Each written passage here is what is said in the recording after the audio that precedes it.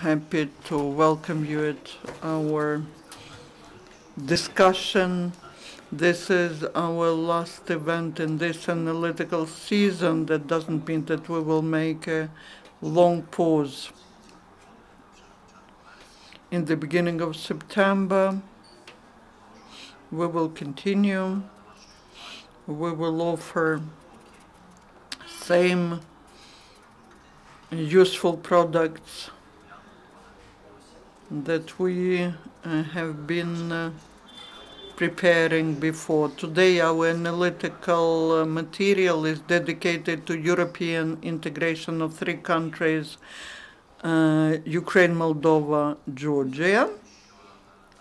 We understand that our three countries are now in a very difficult political situation. On the one hand, on the one side, there's an aggressive Russian Federation, which is fighting for its right in the inverted commas for the spheres of influence. On the other hand, on the other side, the European Union, which is focused on their own crisis. The crisis of refugees. We see the wave of terrorist attacks against the countries of the European Union. There were two referendums that will have an impact on the activity of the European Union regarding our country. I mean the referendum in the Netherlands and the Brexit. And the colleagues Leonid Litra and Ivane Chkhikvadze from Georgia prepared the analytical paper. They researched the situation today. They assessed the level of dialogue of our country with the European Union. They assessed the achievements which we managed to achieve on the way to the European integration. They compared three countries with the countries which have successful or semi-successful way to getting membership or perspective for membership, and they tried to forecast how such scenarios could work in the case of Ukraine. In the end of this paper, there are recommendations provided on how three countries that hope to get the perspective for membership in the European Union to get this real chance. So first I will give the floor to Leonid Litra, and then we will hear the opinion from Tbilisi, and then we will switch to Q&A session. Leonid. Дякую, Sergiy. Thank you, Sergiy. I wanted to speak English, but I will try.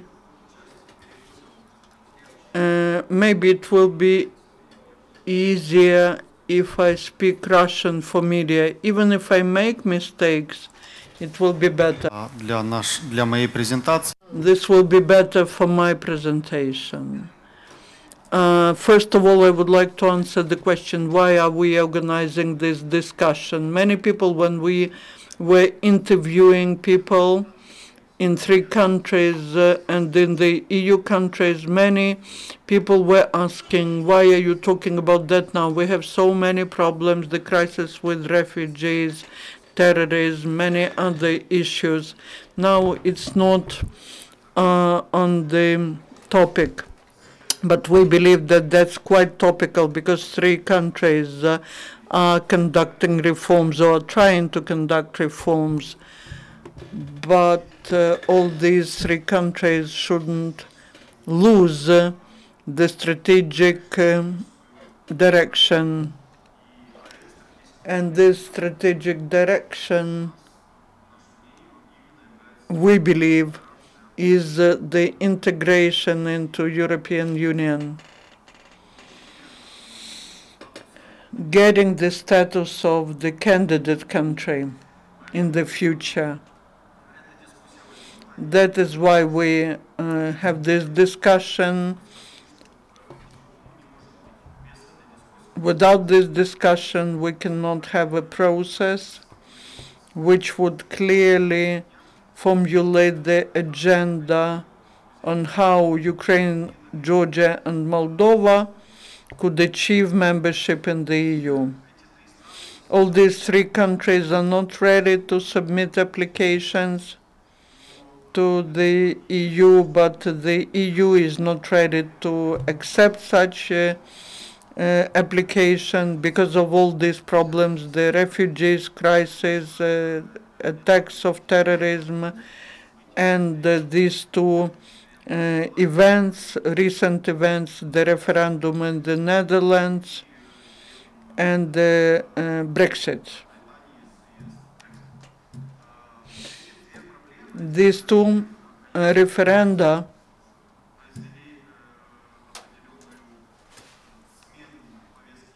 changed in a way the agenda, because now to talk about expansion of the EU is practically impossible.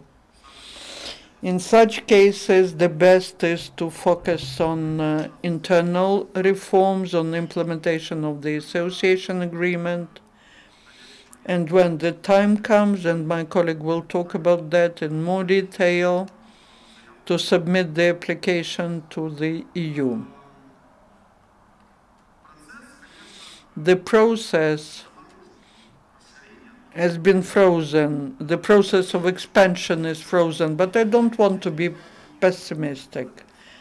I don't see any reason to be pessimistic. If you look at the recent meeting between Merkel, Hollande, and Rences with the leaders of the Balkan countries, which have the perspective for membership, they stated it clearly. Yes, we do have different crises inside the EU, but if you Balkan states, if you implement the reforms which you started, then we see nothing that could object you to finish the process of integration and get membership in the EU. So we shouldn't dramatize because of the Brexit, because it does not change the task for Ukraine in long term, for Ukraine, Moldova, and Georgia.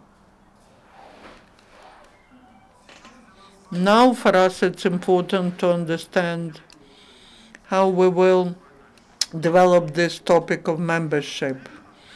Will we be talking about that openly, or will we be trying to have the hidden integration? Not to provoke some countries that are more skeptical in the EU to this process. Most probably, I prefer to have open discussion about that. First, reforms and clear agenda for reforms in Ukraine, Georgia, and Moldova, and after that, a clear discussion on the membership in the EU. As we believe that, as we saw it, we believe that in all three countries, Ukraine, Georgia, and Moldova, the political elite is not ready for the deep reforms which will allow to realistically submit the application to the EU and expect to get a positive result. Because there are many reforms,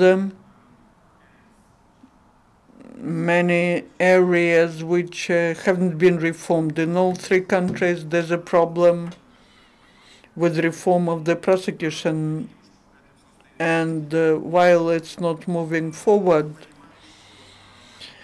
we understand that the political elite in these countries is not ready to implement such reforms, because such reforms for them could be not beneficial. This is no secret that both in Ukraine and Moldova and probably in Georgia there are politicians who have some criminal, maybe some part of their past is probably not very clean. And I would be surprised if the political elite, which we have, implements fundamental reforms, because this could be not good for them. That is why we need to try to strive for integration. We shouldn't be waiting for the invitation from the EU.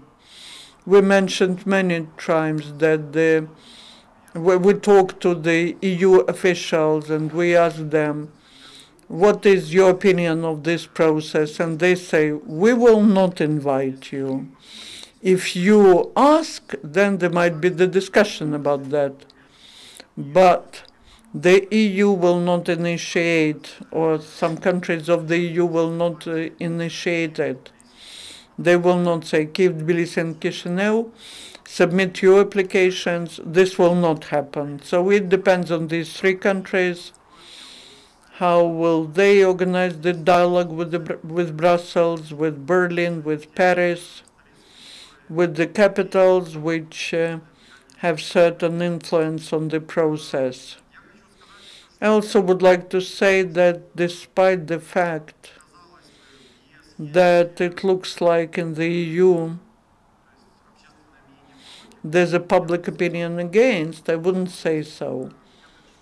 There are 14 countries where the majority are against and 14 countries where the majority are supporting. The exception, the membership, they are supporting the membership perspective.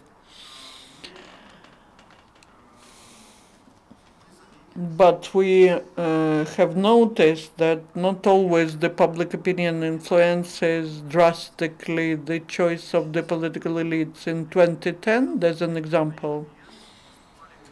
More citizens of the EU were for the accession of Ukraine than for accession of Montenegro and other countries. So practically political elite didn't pay a lot of attention to the public opinion. When it's good for them, like now, they can say that, you see, in the Netherlands, the majority of people are not supporting the idea of expansion. If I were the European Union, I wouldn't provoke. I would provoke these three countries, and I would say, guys, you want to become members of the EU? Well, here's the perspective for membership. That's Article 49 of the Agreement on the European Union, and it says that every European country has the right to submit the application for membership, to apply for membership. So there is this perspective. Just demonstrate that you can implement the reforms and that you can move in this direction. Because now, at least in Ukraine and in Moldova, I don't know about Georgia, very often politicians manipulate. They say, okay, we want to get to the EU, but the EU doesn't accept us. They play this game. They position it like the ball is on the EU side. But I believe that the ball is on our side. There are some problems in the EU, but if our three countries demonstrate progress in implementation of the association agreement and the progress in other reforms, then it will be difficult for the EU to refuse. One more remark from myself. We saw that there's a trend, nationalization of foreign policy of the EU. The referendum in the Netherlands, Brexit, and other initiatives related to making the procedure of expansion more difficult. It's the mechanism of nationalization of foreign policy, because in the Netherlands we saw a referendum we saw that in some parliaments of the EU they introduced qualified majority in the parliament to ratify the accession of new members. In France, for example, if there's no qualified majority in 2 chambers of the parliament, then they will have to organize the national referendum. And our 3 countries have to get focused on that quicker. And then we need to not ask it, not give a political narrative like people want me to say it as a politician. And one more thing.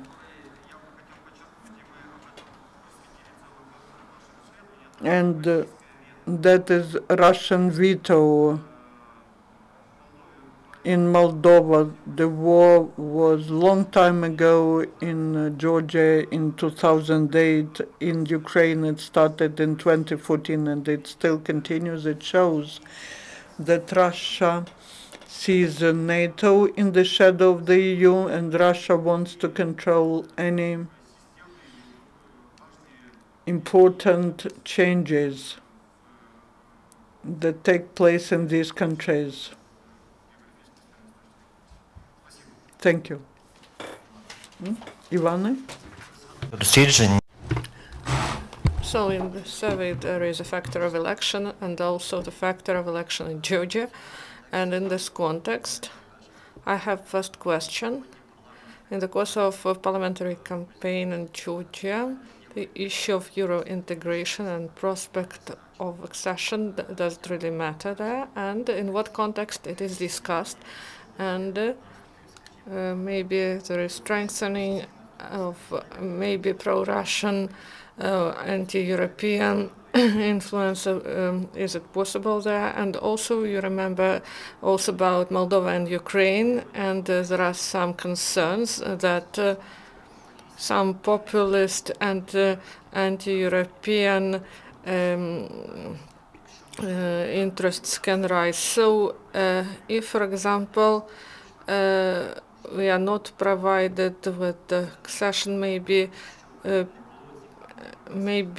in order to prevent this attitude, EU can do more in this respect and to introduce the policy of conditionality when the results will be, there should be results in reforms first before the provision of accession. Я буду на английском, если можно. Во-первых, я буду начинать на Грузии, а потом я буду говорить на нашем paper. Well, it's all about Georgia and about the pro-Russian actors and the forces. I think that, as you know, we are having the parliamentary elections in October this year, and there is a real risk and fear that openly pro-Russian political parties might appear in the parliament, and that would be first time in the history of the country when openly pro-Russian political parties would enter in the parliament. It doesn't mean that they will gain the majority there, but they will be there, and that's one of the risks in this process. But I really doubt that they would hamper the process of Georgia's EU integration because they are not as strong to make any significant impact on that process. As for this paper, I think that I fully agree with Leo about the discussion on this issue. I'm not talking about the EU integration because EU integration does not have a clear definition. You never know where it starts and where it ends. Whereas EU membership does have the clear definition, and you know that EU membership means when you join the European Union. Unfortunately, in Georgia there are not enough or even no at all serious discussions about membership perspective of Georgia. There are a lot about the implementation of the association agreement, about the Georgia's EU integration, but not much about the membership perspective. Currently, the government actually put all its eggs in one basket, meaning that all the emphasis are made on the visa liberalization process. Everybody is actually talking about that, and everybody is stressing on this issue, but membership perspective is somehow kind of forgotten in the country.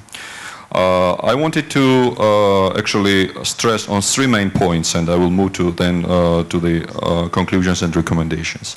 The first point is about the window of opportunity, and Leo also mentioned this. The discourse and the discussion in Georgia, when there is some kind of mentioning of the membership, is that neither European Union nor Georgia is ready for membership. Everybody is kind of trying to give this kind of answer, and we should wait for the window of opportunity. But I think that there is not many people, if any, who can actually define what does the window of opportunity mean. And you never know what is when it appears, and how can you define that that is the window of opportunity when you should push for the membership. The second discourse is that we should now concentrate on the implementation of the association agreement. And the same comes from the European Union. They keep saying that, oh guys, you have the association agreement, you just signed it, it's already in force. So why don't you just focus on the implementation of the association agreement and forget about, at this stage, forget about membership perspective. I think that we strongly believe that one does not hamper the other, and one does not exclude the other. Having the association agreement, implementing that, does not mean that you should forget about the membership perspective. Even more, I think having the membership perspective would help you a lot in terms of, will give them fresh momentum to implementation of the association agreement. We also, in the paper, we also stressed on the joint application, possibility of joint application together with Georgia, Moldova, and Ukraine. I think that it has its highs, it has its positive sides, and it has its negative sides, because when it comes to certain Copenhagen criteria, or meeting the Copenhagen criteria, which are the kind of prerequisite of the membership, I think that these countries are at different stages.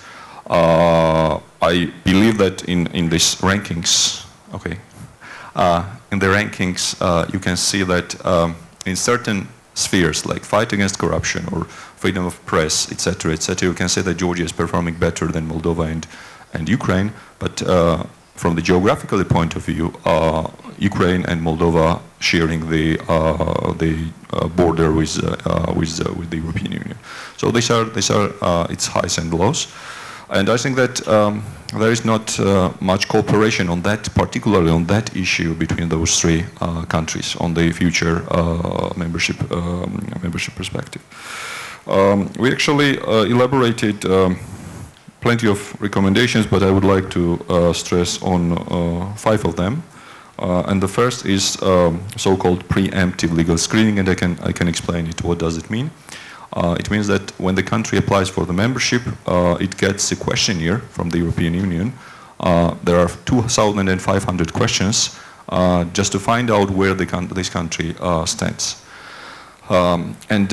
Preemptive legal screening means that these countries, Georgia, Moldova, or Ukraine, can actually take this questionnaire, which is available, and we can take it from the Serbia or from Montenegro, and we should start answering that questions, because these questions are pretty much the same for each and every country, and to find out where we are standing and what are the fields where we have to deliver more. The second issue is, I think that the second recommendation is that each country needs to set up the so-called task force, or to give this kind of responsibility to already existing body. Like in our case, it could be the Office of the State Minister for European and Euro-Atlantic Integration, which will do this screening, and which will identify the action plan, how to go further next 3 or 5 years, and how to actually reach the point of getting the membership perspective. The third is that every time when there is a talk in the European Union about the membership perspective, giving the membership perspective to Georgia, Moldova, and Ukraine, there are a lot of talks about the costs, that it would cost a lot to the European Union. But there are few or at all, there's no talks about the benefits of the membership perspective. Just giving the membership perspective to Georgia, Ukraine, and Moldova. Two other recommendations. One is about the, as I mentioned already, it's about the vision and the plan, how we are performing further. We are hopeful that Georgia will get the visa liberalization by the end of the year, the latest. It seems that there is a need of having some kind of strong issue on the agenda, and that strong issue could be the membership perspective. And having the vision in that regard matters, and having the clear action plan to be elaborated by the government, it would be very, very important. And last but not least, this is the advocate country within the European Union. We see that there are certain countries which are keen to advocate for the membership perspective, and I think that each and every country should try to find out this and to strengthen the ties with this country to promote the membership perspective within the European Union, because this is something which is necessary, and the experience of enlargement tells us that there is a need of a country which will stand up for Georgia, for Moldova, for Ukraine, and which would push for the membership perspective for these countries. I would stop here and would be happy to engage in the discussion. Thank you. Дуже вам дякую. У нас є всього півгодинки, тому буду просити спікерів досить лаконічно. So we have only half an hour, so please, we will be happy to answer questions, please.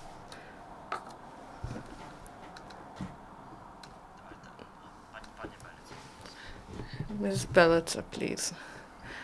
I have several questions. Thank you, dear speakers. Thank you. One question of general character. So,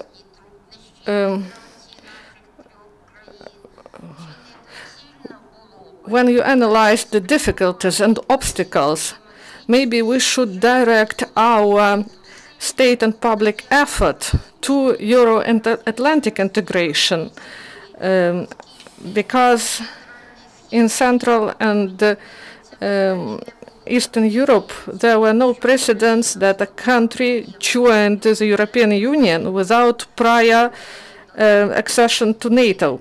And secondly, this question is about the analysis of contemporary state of the European Union, where you didn't mention such consequences of Brexit as a lot of information about that the very existence of this union after this event. Maybe this existence is impossible without serious reforming. And this status of instability that we observe, that is deteriorated by the situation in Turkey. So the EU itself is in such a state that it needs reforming that complicates the prospects of our three countries.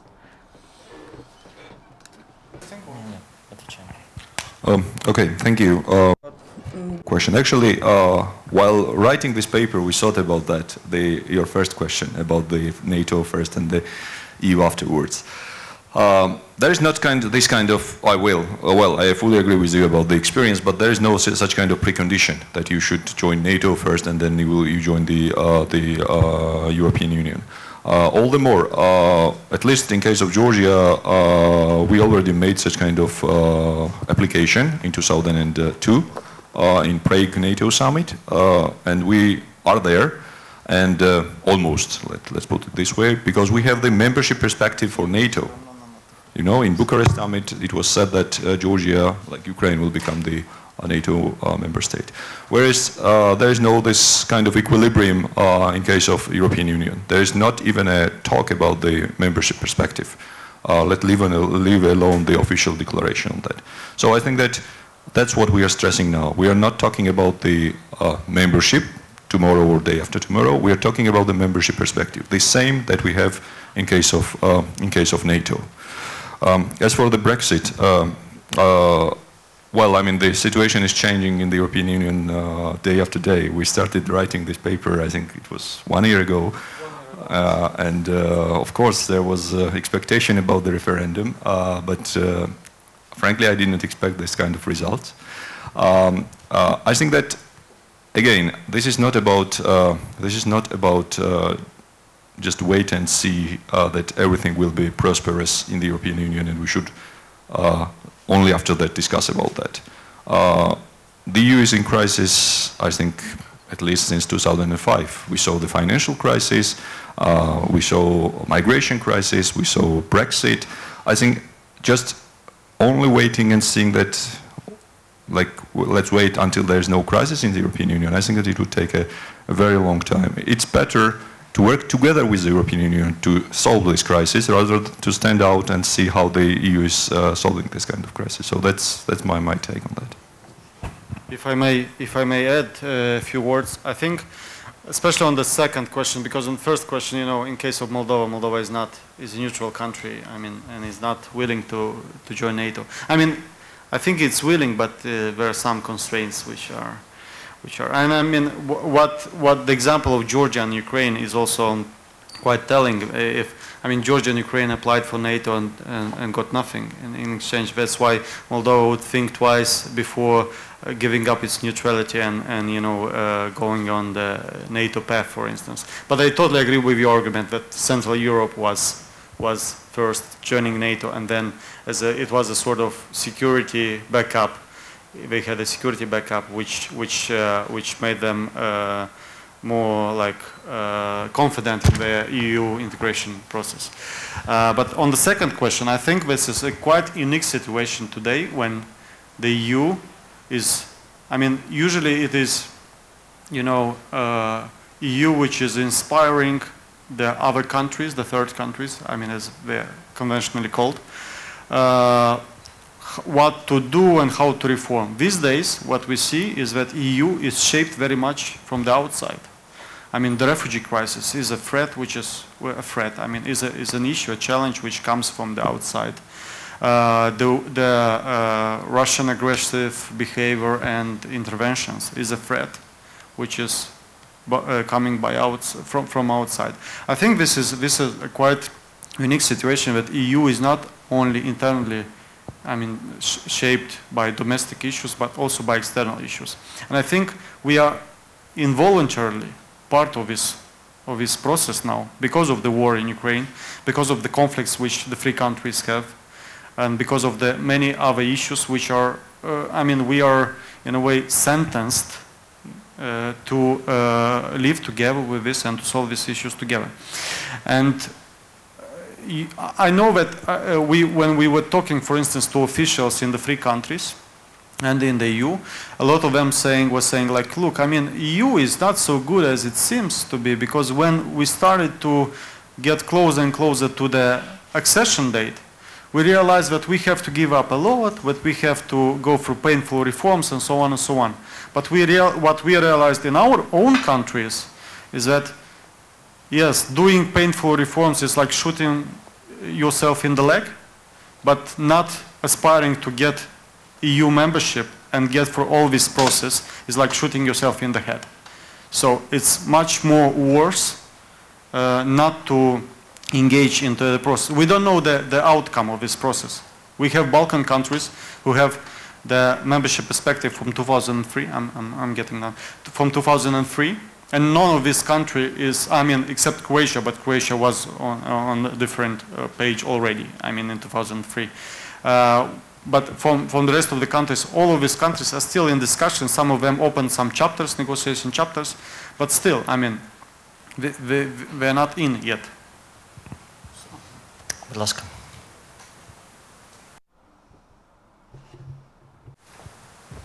Доброго дня, Ворончук Дмитро.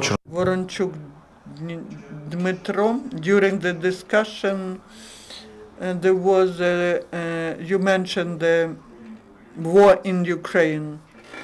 Please tell how is the dynamic of the attitude of the European Union to Eurointegration processes in Ukraine changes, taking into account the problem of the war with the occupied territories of Donbass. There are certain agreements that's creating the special region, holding elections, but how the dynamic of the attitude of the EU changes in relation to occupied Crimea. How does the attitude of European Union change to Euro integration of Ukraine? How's that related to the issue of Crimea? I don't know where to start from. It's not the topic of our discussion. It's not really the subject of our discussion. However, I see certain interconnections, and I would like to mention that we were discussing the issue of how to overcome the Russian veto when it comes to European integration. Because, you know, after the conflict in Georgia and in Ukraine, EU is becoming like more is accepting in a way the Russian behavior. It's not accepting, I mean, in literally. I mean, yes, EU introduced sanctions. EU made statements that the annexation of Crimea is illegal and so on and so on. But de facto, we have an EU which is less, how to put it correctly, which is less committed to do transformative processes in these countries. If you look at the new ENP strategy, European Neighborhood Policy strategy, you would see that EU is no longer willing to transform these countries, but is willing to stabilize these countries. So there is a shift from the transformation to stabilization, which is, in my opinion, which is not a very good thing. But second, when we again talked, for instance, to EU officials, we often see this, well, not necessarily to EU officials, even in our own countries, we see this reticence in a way. Yes, we will integrate in the EU, but you see what Russia does, for instance. It will be much more difficult for us, and the EU sees this, and they will be they will not accept that we get closer to the EU because Russia is getting irritated, and you know, and we get a problem with Russia. But I think that what the past 10 years, 15 years demonstrated is that the policy of trying not to irritate Russia didn't work at all. And here we are not on the same page with the EU, of course, or with certain EU member states. Because on the contrary, Russia became more aggressive in this region. And you know what happened in 2008 and is now happening in Ukraine. So I think that EU has to change its policy from not irritating Russia to policy of implementing its actual, I mean, goals in this region. Thank you. Іване, в принципі, я трошки переформулюю запитання. У вашій записці So, in your note, also there was a statement about European integration as an instrument to solve the conflict in Georgia, in Moldova, as well as in Ukraine. So you analyzed these issues, and there are some maybe pessimistic scenarios, and also Leo spoke about interesting issue. What will be the logic of Eurointegration as the mechanism to solve the problem, or integration that will irritate Russia and will stop these ambitions of the European Union for expansion? I will answer. I'll try to answer the question which was here about this occupation. I think that just saying that the occupation hampers the process of EU integration and that occupation is something why you cannot accept these countries, this sounds like a music for the Putin's ears. And if he sees that the occupation prevents these countries to join NATO or to join the European Union, this occupation will continue. I can guarantee that. As for the benefits of the integration and the membership perspective, I think that we have a clear benefit of that when it comes to the reconciliation process. And the clear benefit of that, I can bring the example of Transnistria and the visa liberalization. I know that thousands of people living on the other side of the river started to get the Moldovan passports in order to benefit from traveling to the European Union. I think that that's a clear demonstration how the EU integration can actually help to people-to-people contacts, and then at the end of the day to solving this conflict. Because EU integration is a kind of soft power mechanism that these countries can actually use in order to start the confidence building first and foremost, and then to move further to the end of the reconciliation. Yeah.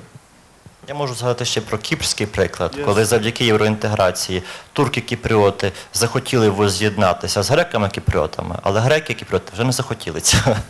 Тому, в принципі, євроінтеграція спрацювала позитивно для зміни, так би мовити, до певної міри навіть ідентичності і позиції, ідеології самих турків-кіпріотів. Не до кінця євроінтеграція працювала з греками-кіпріотами. Але це питання, я думаю, часу.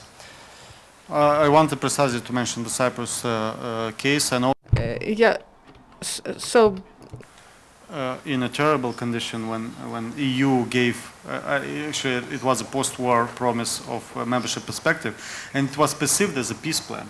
I mean, now it maybe could work for these countries. I mean, and one cannot know the answer until we have this on table.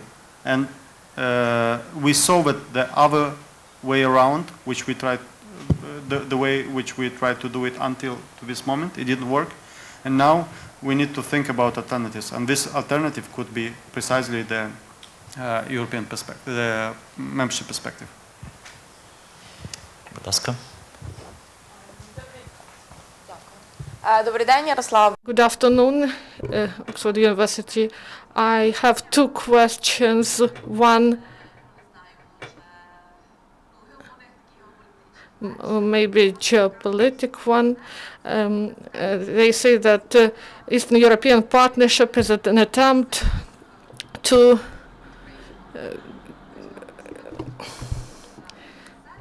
Але з тим, що зараз відбувається в Польщі, is going on in Poland and Hungary, and maybe it distorts this model, this myth. And the second question, when we speak about Euro prospects,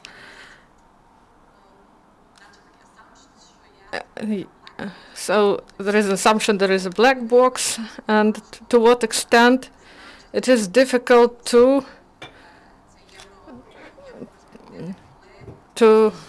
have these Euro prospects. We have a lot of elections in Germany, France, and in the United States. So no one expected Brexit. No one expected Trump to be a candidate. So Merkel always was a person with clear position, but other members of her party do not have such a strong position as she does.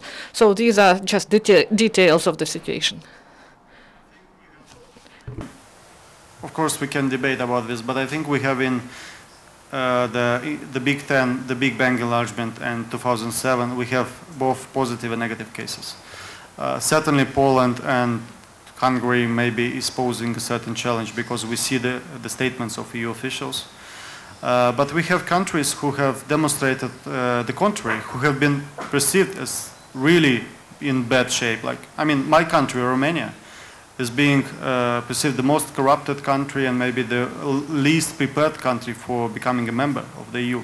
And now is a certain example for a country which was able to reform and to show a real fantastic track record on fighting corruption. I mean,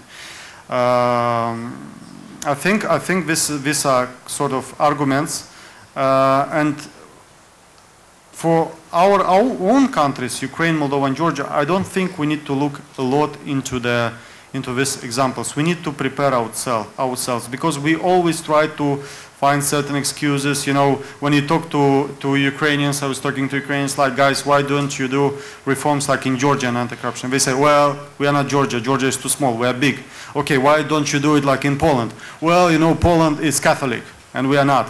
And, you know, so they find always they don't answer my question, basically, you know. And this is a problem because we don't want to focus on ourselves.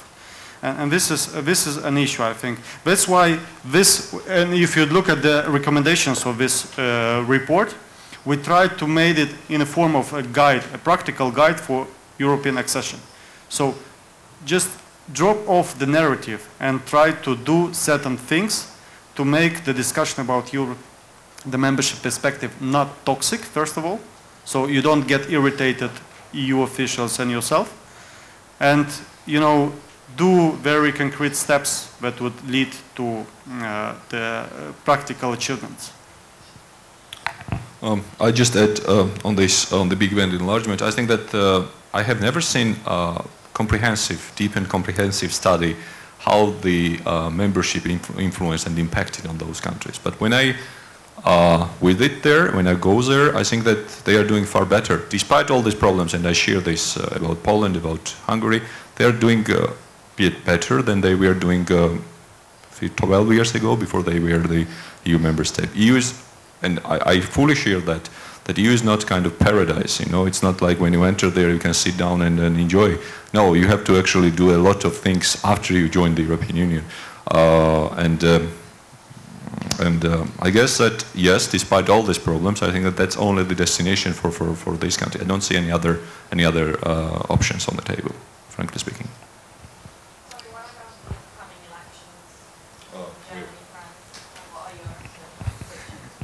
Well, we don't know actually. Yeah, we see a wave of populism of certain, you know, but we don't know what will happen. I mean, we saw the results of Brexit, but we are not sure that Brexit will ever happen now. I mean, we don't know whether this will happen.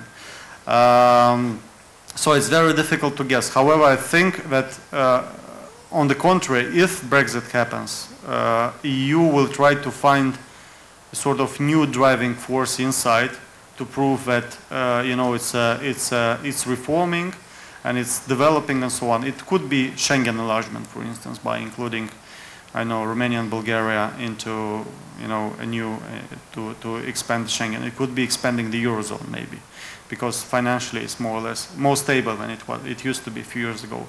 But I'm still quite, you know, quite confident that the result of elections, and we go now into politics, yeah, and this is a sort of personal opinion, not a professional opinion, but the result of the elections in the key countries, Germany, France, to some extent Italy, the